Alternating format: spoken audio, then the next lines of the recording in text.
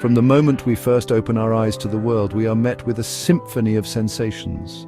Light dances on our retinas, painting a vibrant picture of our surroundings. Sounds, from the gentle whisper of the wind to the cacophony of a bustling city, fill our ears. We smell the sweet fragrance of flowers and the earthy aroma of rain. Our fingers trace the contours of objects, experiencing textures both rough and smooth. And within this swirling vortex of sensory input, a profound question arises. What does it mean to be aware?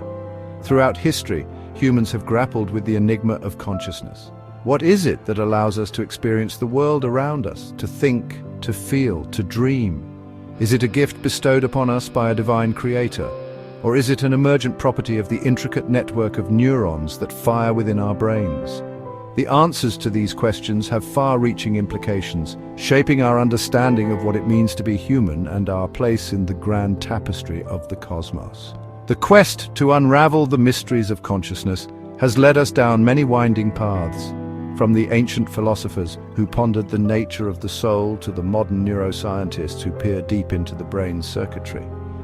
Each step of the journey has brought us closer to comprehending this fundamental aspect of our being, revealing a tapestry woven from threads of philosophy, biology, and physics. And as we delve deeper into this enigmatic realm, we begin to appreciate the profound interconnectedness of all things and the wonder of our own existence. One of the earliest attempts to grapple with the nature of consciousness came from the ancient Greek philosopher Plato.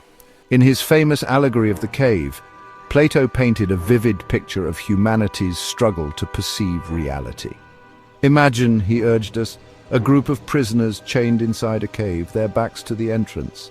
They have spent their entire lives in this subterranean prison. Their only reality, the shadows cast upon the wall by objects passing in front of a fire. For these prisoners, the shadows are not mere illusions, but the very substance of reality. They have no conception of the world outside the cave, the world of sunlight and three-dimensional objects. But what if, Plato asked, one of the prisoners were to escape? What would happen when he emerged from the darkness and into the blinding light of day? This, Plato argued, is the situation of all human beings. We are trapped in a world of appearances, mistaking the shadows of reality for the true forms that lie beyond our senses. True knowledge, he believed, comes not from our senses, but from our ability to reason and access the realm of forms, the eternal and unchanging blueprints of all things. Consciousness, in Plato's view, was the spark of the divine within us, the bridge that allowed our souls to commune with the eternal realm of forms. Centuries later, the French philosopher René Descartes grappled with the same fundamental question. What is the relationship between the mind and the body? Descartes, a devout Catholic, was troubled by the emerging scientific worldview, which threatened to reduce the universe to a complex machine governed by deterministic laws. In an attempt to reconcile his faith with his scientific inclinations, Descartes proposed a radical solution.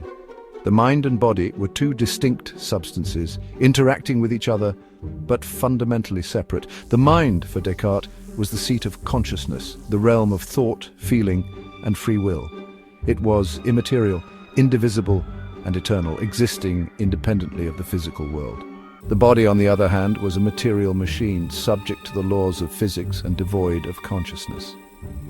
Descartes famously compared the body to a clockwork mechanism, intricately designed but ultimately incapable of experiencing the world in the same way as the mind. Descartes' mind-body dualism had a profound impact on Western thought, shaping our understanding of consciousness for centuries to come.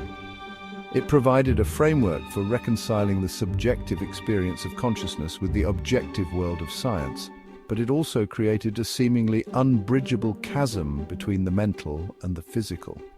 How could an immaterial mind possibly interact with a material body? This question, known as the mind-body problem, has continued to plague philosophers and scientists alike, even as our understanding of both the brain and consciousness has grown more sophisticated. In the centuries since Descartes, advancements in neuroscience have begun to shed light on the biological underpinnings of consciousness, We now know that the brain, far from being a simple machine, is an incredibly complex organ composed of billions of neurons interconnected in intricate networks. These neurons communicate with each other through electrical and chemical signals, forming a vast and dynamic web of information processing. Neuroscientists have identified specific regions of the brain that are involved in various aspects of consciousness, from sensory perception to language to self-awareness.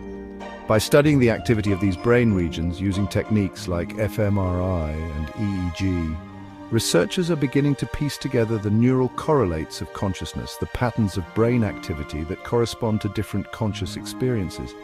This materialistic approach to consciousness has led some to believe that consciousness is nothing more than an emergent property of brain activity, a kind of biological illusion created by the complex interplay of neurons. Just as the wetness of water arises from the interaction of H2O molecules, so too, they argue, does consciousness emerge from the interaction of neurons in the brain. While this view offers a compelling explanation for the biological basis of consciousness, it still leaves many unanswered questions.